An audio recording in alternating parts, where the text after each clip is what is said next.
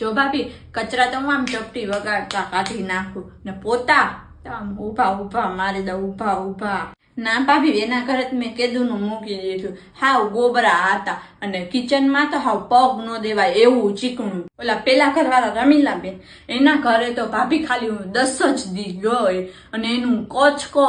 ઓહો ભાભી આ પડદા બહુ મેલા થતા લાગે ને આવો કલર થોડી લેવાય રેખા ઓલી રેખલી એ પેલા અહીંયા કામ કરતી ભાભી એનું કામ તમને કેમ ગમે ભાભી ઓલા ખૂણામાં બહુ મચ્છર હો ગુડ નાઈટ થી છોડીને કઈ મચ્છર મરતા હશે એના હાથું તો ધુવાડી કરવી પડે ભાભી આનાથી હરખું પોતું ન લાગે આનાથી ખાલી પાણી જ સાફ થાય ઓલું ઊભું પોતું આવે ને ગોળ પોતું ડોલ વાળું એનાથી અસલ થાય નહીં મજબૂત એવું હોય 1-2 વર્ષ સુધી જાય જ ને ભાભી તમે આ કેવી ફિનાઇલ વાપરો છો જરાય સુગંધ જ નથી આવતી ભાભી આ હાર્પિક ફાર્પિક વપરાય જ નહીં એસિડ જ વપરાય એસિડ તમે નાખો ને એટલે ચકાચક થઈ જાય ભાભી જો તમારે વાસણ અને સફાઈ કરાવી હોય ને તો મહિનાના 5000 લઈશ અને ખાલી સફાઈ કરાવી હોય ને તો 3000 રૂપિયા લઈશ